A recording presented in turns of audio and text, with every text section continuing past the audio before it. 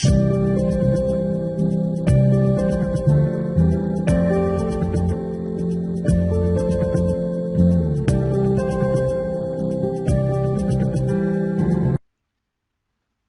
buen día, compañeros. El día de hoy les voy a traer este video donde seguimos platicando de las sustancias puras.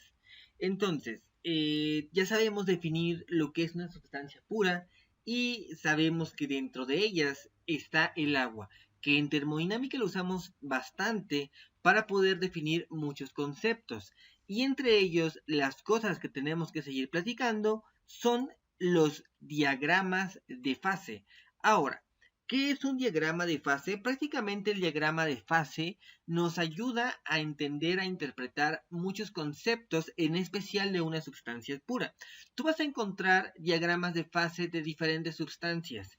Este que tienes, este que te estoy mostrando en pantalla, es exclusivamente del agua. Entonces, aquí tenemos, por ejemplo, esta línea color blanco que ahorita vamos a definir de qué se trata esa línea color blanco. Tenemos estas otras líneas que también son de color naranja y también las vamos a ir platicando.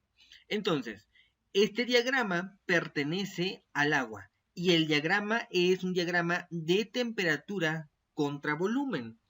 A final de cuentas, la línea color naranja prácticamente nos sirve o nos está indicando que es la presión constante. Esta línea color naranja es una presión constante. Ahorita la estaremos platicando más a detalle. Ahora, primeramente, el lado izquierdo de nuestra gráfica le vamos a llamar como un líquido saturado. Y el lado derecho de nuestra gráfica lo vamos a llamar como vapor saturado. Ahora, ¿cómo leemos un diagrama de fase? Como te comento, es el diagrama de fase del agua. Vamos a centrarnos en esta primera línea que tenemos, esta primera línea color naranja. Vamos a empezar a leer esta información.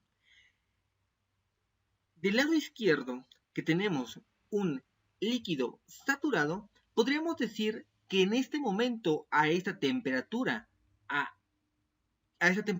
todavía tenemos un cierto volumen. No voy a hablar ahorita de cantidades, simplemente vamos imaginando esta información.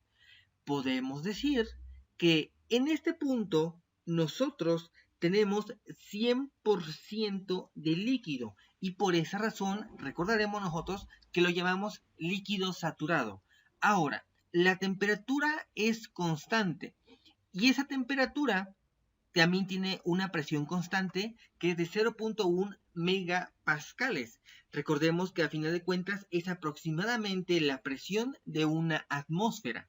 Entonces, esa temperatura a esa presión durante un lapso de tiempo, lo que va a hacer es que el líquido empiece a evaporarse, empiece la ebullición. Entonces, en ese momento, en este punto exclusivamente nosotros tenemos 100% de vapor y es a lo que llamamos nosotros vapor saturado.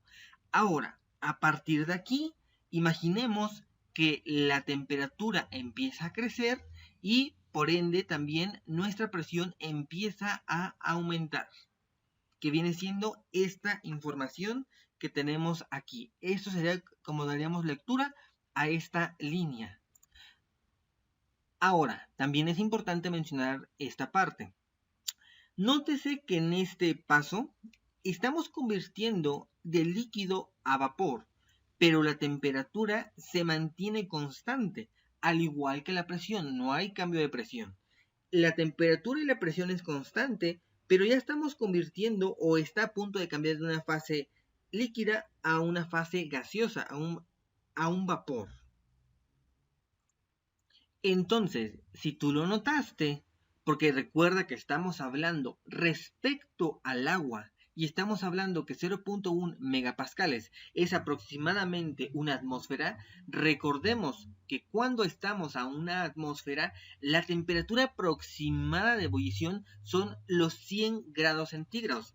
A 100 grados centígrados, cualquier ligero cambio en su temperatura hará que las partículas de agua líquida se empiecen a convertir en vapor. Entonces podríamos decir que esta temperatura que aparece aproximadamente aquí lineal con esta vamos a decir así, con este punto, sería 100 grados centígrados. Ahora, con cada una de estas líneas pasaría algo similar, pero nota cómo la línea blanca que viene siendo del líquido saturado hasta vapor saturado, nota el comportamiento de esta línea blanca y en específico nota este que se llama punto crítico. Ahora, vamos a hablar de ese punto crítico.